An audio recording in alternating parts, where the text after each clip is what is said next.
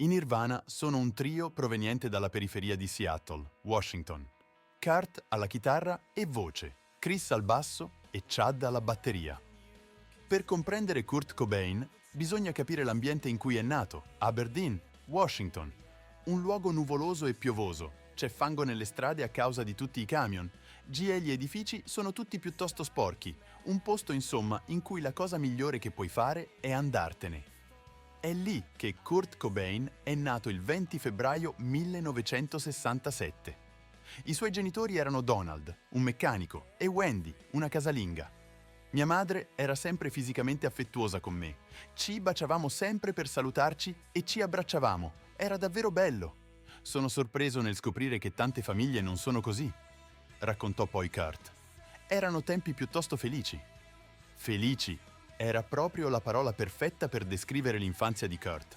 Era quasi comicamente felice considerando chi sarebbe diventato, venendo persino preso in giro dai ragazzi burberi di Aberdeen per essere troppo entusiasta delle cose. Questo entusiasmo si manifestava in molte forme, ma nessuna più della musica. Era affascinato dall'argomento fin dall'età di 2 anni, ricevendo in seguito dischi dei Beatles e dei Monkees e un tamburo da sua zia. Kurt urlava, cantava e picchiava il suo tamburo per le strade di Aberdeen senza preoccuparsi del mondo. Sua zia provò anche ad insegnargli a suonare la chitarra, ma lui non era affatto interessato. In verità, non riusciva a stare fermo abbastanza a lungo per imparare nulla. Non sperimentò nemmeno veramente la povertà in cui era nato. Sua madre si impegnò sempre a proteggere i suoi figli dalle dure realtà del mondo, tanto che Kurt a volte prendeva in giro i bambini poveri quanto lui, perché pensava che fossero al di sotto di lui. È una cosa strana da dire su un bambino piccolo, ma Kurt aveva un'altissima autostima. Ciò fino al 1975, quando aveva 8 anni e i suoi genitori divorziarono. La personalità di Kurt cambiò praticamente da un giorno all'altro. Non solo il divorzio distrusse la percezione di Kurt della perfezione della sua famiglia, ma lo mise anche in prima linea in una battaglia cruenta. Entrambi i suoi genitori ammisero in seguito che lui e sua sorella furono usati come pedine nelle loro procedure giudiziarie. Sua madre disse in seguito che lui cambiò completamente. Divenne molto taciturno, quasi arrabbiato e sempre imbronciato. La madre raccontò anche di quando Kurt prese un pennarello e scrisse sul muro della sua camera: «Odio mamma, odio papà. Papà odia mamma, mamma odia papà». Kurt disse: «Ricordo solo di non essere stato più la stessa persona, di sentirmi come se non fossi più degno, non mi sentivo più come se meritassi di stare con gli altri bambini perché loro avevano genitori e io no. Suppongo di essere stato solo arrabbiato con i miei genitori per non essere stati in grado di affrontare i loro problemi». Per quanto fosse terribile il divorzio per Kurt, era solo l'inizio di tempi difficili. Presto sua madre entrò in una relazione, portando Kurt a reagire ancora di più, quindi fu mandato a vivere con suo padre in una città ancora più piccola, Montesano. Lì Donald promise di non risposarsi, solo per rimangiarsi la parola poco dopo. Kurt non apprezzò affatto e con il matrimonio arrivò una matrigna che Kurt odiò ben oltre l'età adulta, oltre e fratellastri più giovani con cui non voleva avere nulla a che fare. Improvvisamente c'era una nuova famiglia Cobain, alla quale Kurt non si sentiva affatto legato. Donald sostiene di aver provato a fare di tutto per farlo sentire desiderato, mentre Wendy dice che si irritava rapidamente. Quando Gayle venne chiesto quale fosse il suo problema con suo padre, Kurt rispose: «Non mi sono mai sentito come se avessi davvero avuto un padre». Mike Azerrad, giornalista musicale che ha cercato di documentare la vita di Kurt, è andato fino a descrivere il ricordo di Donald dell'era come amnesia genuina. Ma a prescindere dai dettagli, non possiamo confutare come Kurt si sentisse durante tutto questo.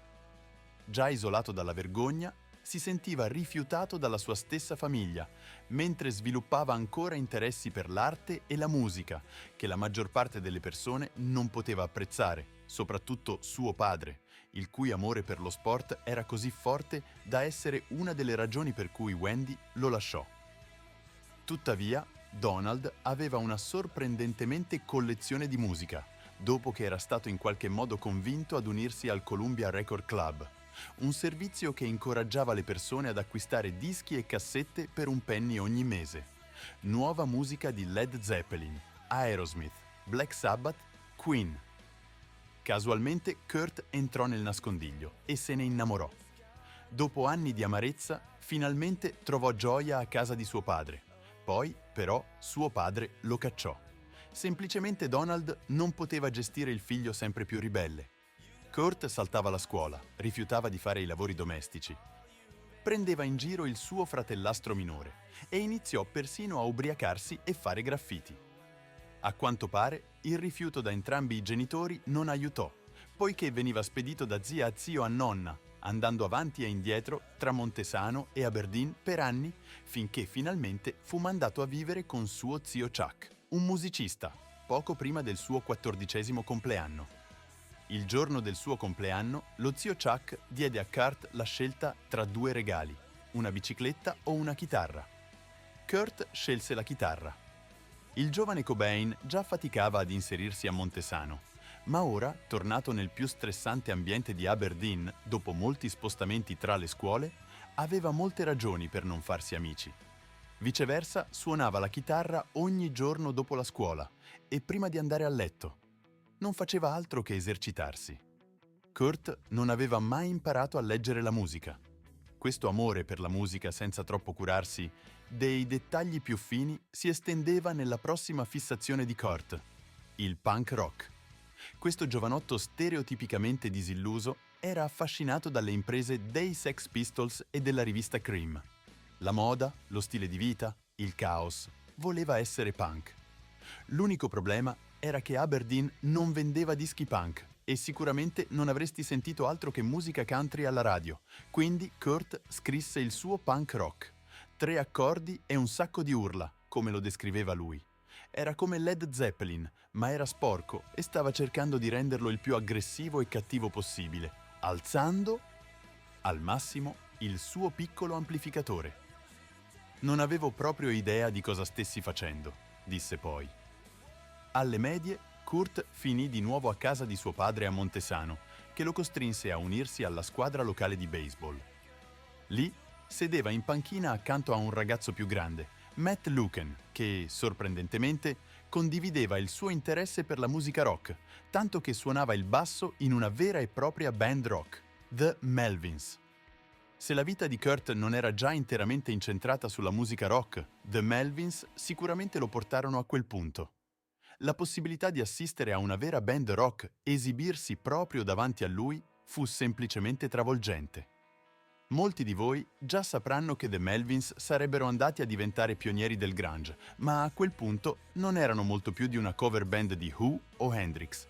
Dopo mesi di suppliche, sua madre finalmente lo lasciò tornare a vivere con lei. Lì, Kurt continuò a esercitarsi. Cobain trascorse il resto della sua adolescenza ad Aberdeen, ma trovare una casa permanente non aiutò molto la sua vita sociale. Era troppo sballato per i nerd e troppo nerd per gli ali sballati. C'era questo tipo alto e strano alla scuola di Aberdeen che Kurt trovava simpatico, ma non avevano lezioni insieme e Cobain non era tipo da avvicinarsi e parlare con qualcuno. Fortunatamente e casualmente, The Melvins avevano bisogno di un batterista e ne trovarono uno ad Aberdeen.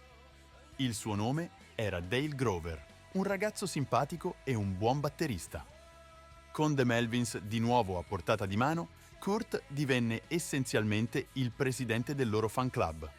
Provò persino a suonare la chitarra nella band, ma era così nervoso davanti a loro che letteralmente non riuscì a suonare nemmeno una nota. A questo punto, Kurt stava raggiungendo la fine della sua carriera scolastica, la quale era definita da tutto tranne che dalla scuola. Si faceva di erba ogni giorno, si ubriacava ogni volta che poteva e andava a lezione solo se gli piaceva l'insegnante. Il che accadeva raramente. Come previsto, sua madre lo cacciò di nuovo e suo padre fece un ultimo disperato tentativo di rimetterlo in sesto. Kurt se ne andò dopo una settimana e parlò raramente con suo padre da allora in poi. Con 6 mesi rimasti al suo ultimo anno e 2 anni di crediti da recuperare, prese l'iniziativa abbandonando la scuola nel maggio del 1985.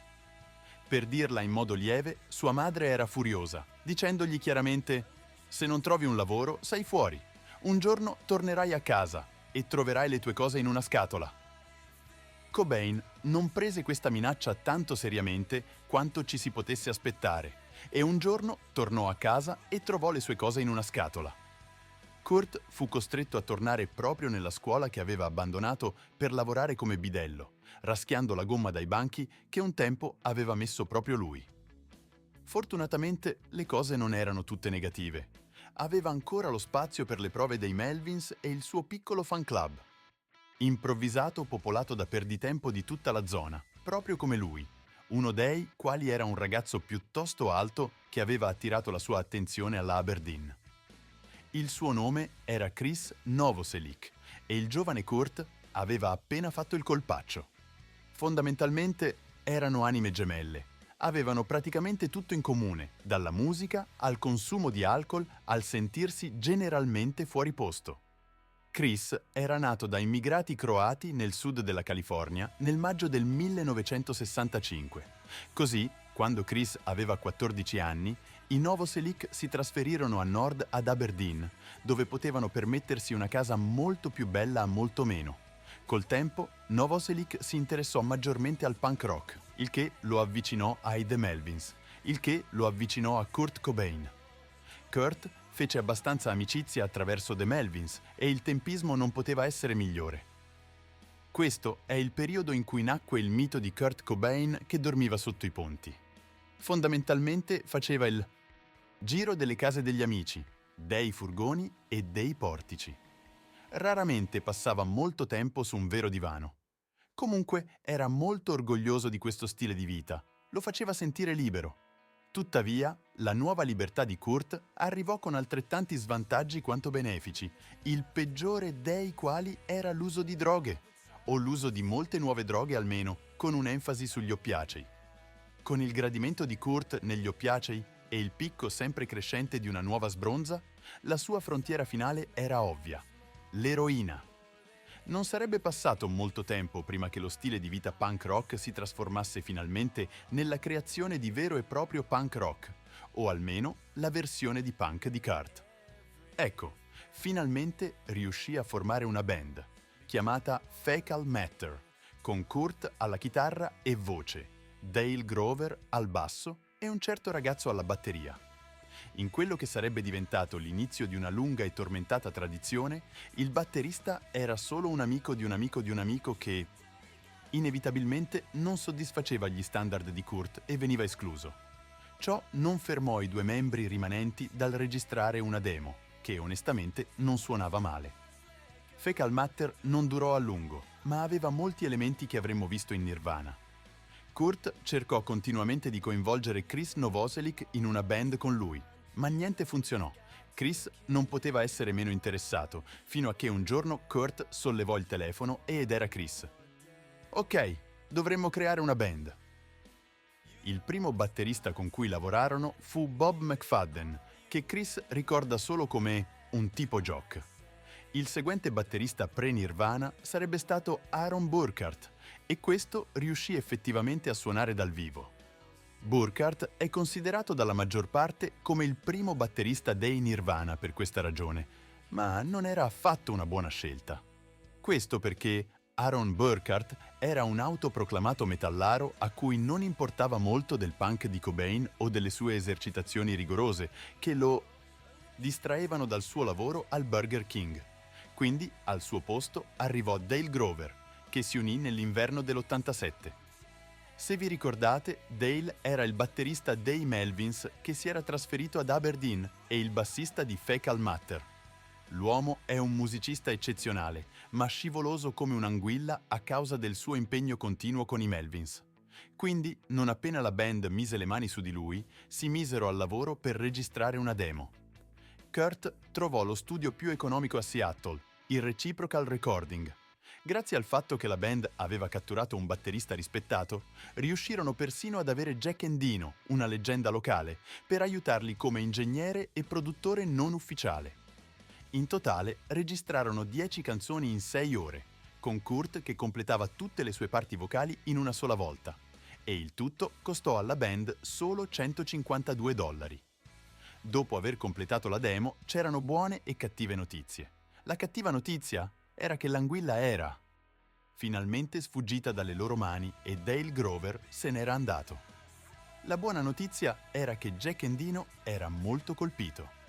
Così colpito che fece una copia della demo e la diede al suo vecchio amico Jonathan Poneman. Poneman la mostrò a chiunque fosse qualcuno nella scena rock di Seattle, gridando: «Se qualcuno vuole arricchirsi, questa band sta cercando un batterista». Dale Grover raccomandò tuttavia Dave Foster come suo sostituto, un nativo di Aberdeen. Foster aveva però un serio problema di rabbia. Si metteva a litigare e picchiava la gente. Chris commentò: «La pentola alla fine traboccò una notte quando Dave scoprì che la sua ragazza lo tradiva. Senza sapere chi fosse il ragazzo, lo rintracciò e lo picchiò. Sfortunatamente, quel ragazzo era il figlio del sindaco di una città vicina. Foster finì con 2 settimane in prigione e una patente revocata. Non ricevette una chiamata dalla band, ma era fuori. Aaron Burkhart tornò, ma nemmeno questo durò. Poco dopo la sua riunione con la band, Aaron prese in prestito l'auto di Kurt e venne fermato. Purtroppo Burkhart era ubriaco e la gente si chiamava Springsteen. «Ehi Bruce, come va?» Aaron diede del filo da torcere alla gente e, secondo Chris, lo chiamò anche con un termine irripetibile. Burkhart fu arrestato, l'auto di Kurt fu confiscata e l'idiota fu definitivamente fuori dalla band. A quel punto Kurt e Chris erano stanchi di uomini grossi e muscolosi con qualcosa da dimostrare, quindi trovarono l'opposto: Chad Channing. «È una delle persone più gentili che io abbia mai incontrato», dissero. Questa era la cosa più importante per loro. Niente più insulti o risse nei bar, solo un bravo ragazzo come batterista. Penso che il fan medio dei Nirvana possa dirvi che Chad non era un John Bonham. Comunque suonò il suo primo spettacolo con la band nel maggio dell'88, solo 4 mesi dopo che la demo era stata registrata, per farvi capire quanto comunque fosse era bravo. Il maggio dell'88 era anche il maggio, solo pochi mesi dopo che i Nirvana avevano scelto il nome. Prima di allora suonavano semplicemente sotto il primo nome che veniva in mente ogni notte, iniziando con Skid Row, che Kurt scelse all'ultimo minuto prima del loro secondo spettacolo. Poi arrivarono Ted e Fred, Pen Cup Chew, Throat Oyster, eccetera. Kurt non voleva qualcosa che suonasse come tutti gli altri. Volevo un nome che fosse in qualche modo bello, carino o grazioso invece di un nome punk rock cattivo e rozzo come The Angry Samoans. Volevo qualcosa di diverso, disse. Kurt si stabilì su Nirvana, basato sul concetto induista e buddista di oblio alla cura, al dolore o alla realtà esterna. Seattle iniziava a conoscere la band. Chad era alla batteria e i Nirvana erano ufficialmente Nirvana. Tutti i pezzi si stavano allineando per un capitolo molto interessante della carriera della band. Così nacque quindi la leggenda dei Nirvana e di Kurt Cobain. Se il video ti è piaciuto, ti invito quindi a mettere un like, mentre se vuoi proseguire nella scoperta della storia dei Nirvana, scrivicelo nei commenti e saremo felici di accontentarti. Ad ogni modo, non dimenticare di iscriverti al canale per non perderti l'incredibile storia di domani. A presto!